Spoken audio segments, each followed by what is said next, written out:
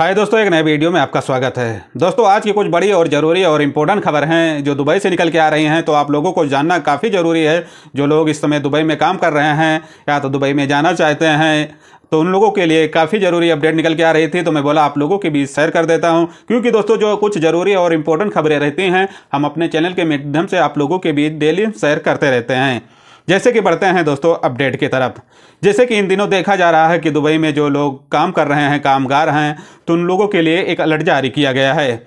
Alert के दौरान में ये बताया गया है कि अगर दुबई में आप काम करते हैं तो आपका अगर वीज़ा एक्सटेंड नहीं हो रहा है तो आपको अभी वीज़ा को एक्सटेंड करवा लेना है, नहीं तो देखा जाता है कि आपके ऊपर ओवर स्टे का चार्ज भी आ सकता है। तो इन बातों को आपको ख्याल रखना है। दूसरी इंपॉर्टेंट अपडेट जो निकल के आ रही है अबू धाबी से। जैसे कि अबू धाबी में देखा जा रहा है कि जो लोग वाहन चालक हैं उन लोगों के लिए एक ट्रैफिक पुलिस की तरफ से अपडेट दिया गया है। अपडेट के मुताबिक ये कहा गया है कि अगर दुबई में वाहन चालक हैं तो आप अपना भी ख्याल रखें और दूसरे का भी ख्याल रखें। जैसे कि कहा जाता है कि गाड़ी आप चलाते हैं कि तो जो लिमिट बनाया गया है उस लिमिट को आपको फॉलो करना है। अगर लिमिट से आप क्रॉस होते हैं तो आपके ऊपर कानूनी कार्रवाई की जाएगी। तो इन बातों को आपको ख्याल रखना होगा। तीसरी इंपॉर्टेंट अपडेट जो निकल के आ रही है दुबई से कि देखा जा रहा है कि इस समय की जो माफ़ी प्रोग्राम का सिलसिला चल रहा था और वो सिलसिला को बंद कर दिया गया है। बंद करने के दौरान पर दुबई में कहा जाता है कि काफ़ी तफ्तीश चालू कर दी गई है। तफ्तीश ये नहीं कही जा रही है कि काफ़ी लोगों की इसमें गिरफ्तारी हो रही है, जहां पर देखा जा रहा है कि जिसका आईडी एक्सपायर है और कोई लोग अपनी कंपनी से भागकर काम कर रहे हैं तो उनके ऊपर इस समय काफ़ी कानूनी कार्रवाई की जा रही है। तो इन बातों को आपको ख्याल रखना है। ऐसे में देखा जाता है कि काफ़ी लोगों को अभी जो माफ़ी प्रोग्राम चल रहा था उसमें भाग लेकर और काफ़ी लोगों को वहां से दुबई से डिपोर्ट करके उनके मुल्क के लिए भेजा भी गया है।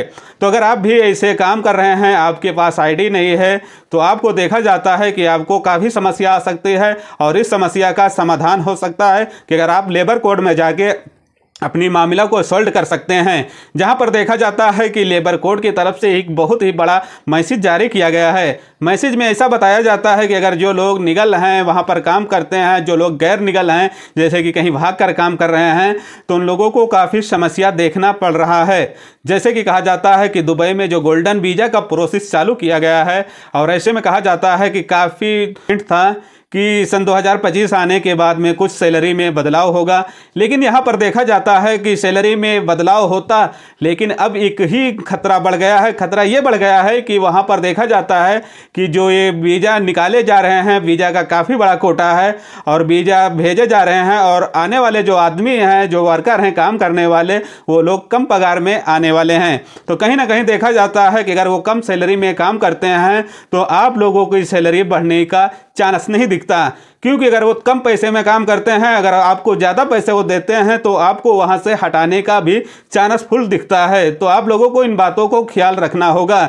जैसे कि अभी तक कोई नहीं इसमें बताया जाता था कि कुछ ओवर टाइम को लिए भी अपडेट दिया गया था कि जहां पर 2 घंटा डेली ओवर टाइम प्रोवाइड कराया जाएगा। जिसका 8 घंटा चलता था उसको 10 घंटा, जिसका 10 घंटा चलता था उसको 12 घंटा। लेकिन अब देखा जा रहा है कि अब ओवर टाइम का भी चांस नहीं दिख रहा है और ना सैलरी का बढ़ने का चांस दिख रहा है।